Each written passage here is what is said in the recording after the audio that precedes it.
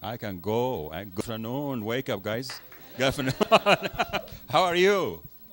I miss you guys. I mean, I feel like I've been traveling a lot. I am not on campus often, but I understand you're doing well. And I thought that I really would like to share the experience I had in Iran, as I know probably it's very important to many of us.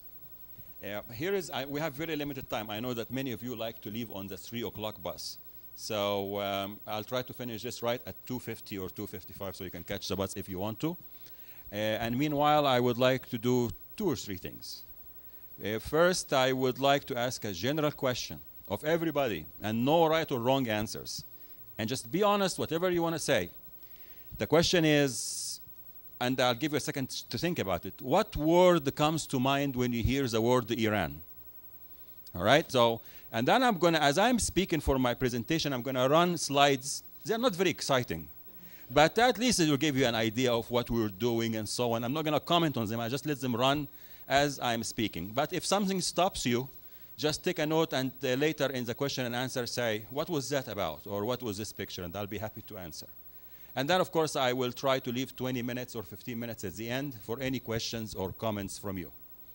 All right? So we'll try to be very task managing, and we'll finish on time. Okay, guys, so the first task. What word comes to mind when you hear the word Iran? Iran. Good food. Good food. All right. What else? Pride. Pride. All right. Ninjas? Okay. You want to explain a little bit? It's very culturally insensitive, but and I apologize if I offend anybody. But in the Iran's police and special forces, as on the streets, you find women dressed in complete black Uh-huh. dress, and so when they're in combat, they seem like they're ninjas. Like ninjas. Okay. Good. Huh? Khomeini. Okay.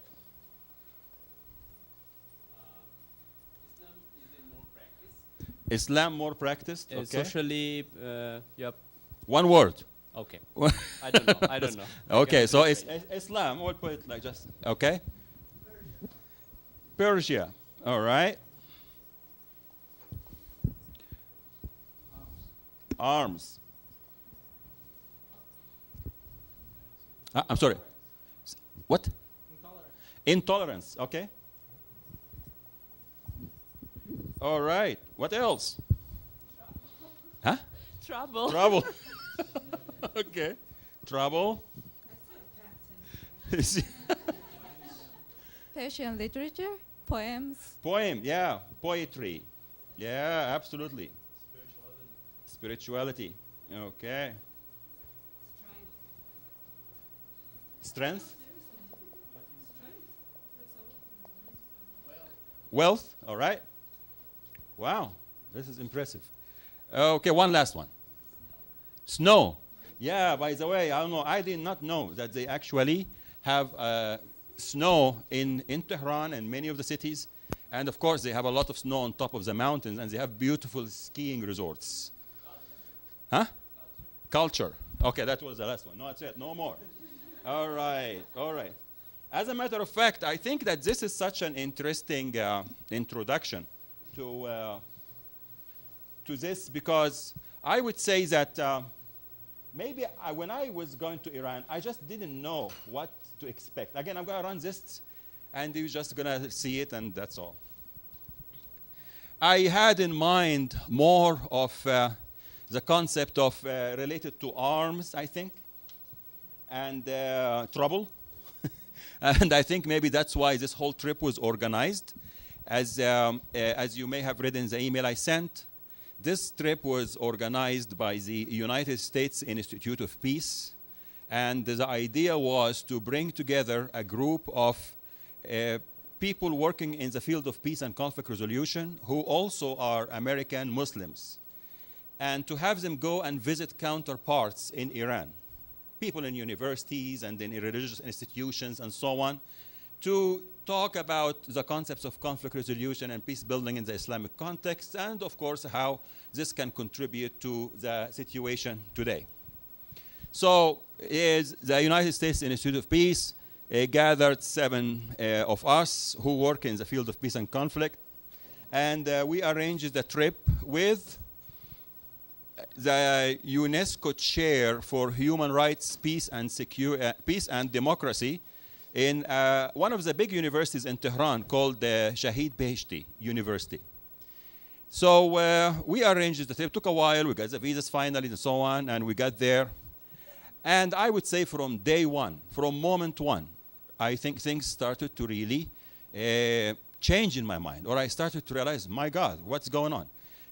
I travel a lot. It's not like this is one place I've been to. I've been to so many places: third world, advanced world, developing world, Middle East, Asia, Africa, America, everywhere.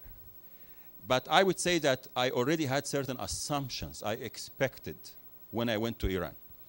And maybe the first thing that when I arrived there in the airport, and people started to line up at the passport control, I thought, oh my God, of course, what do you expect? It's going to be hours.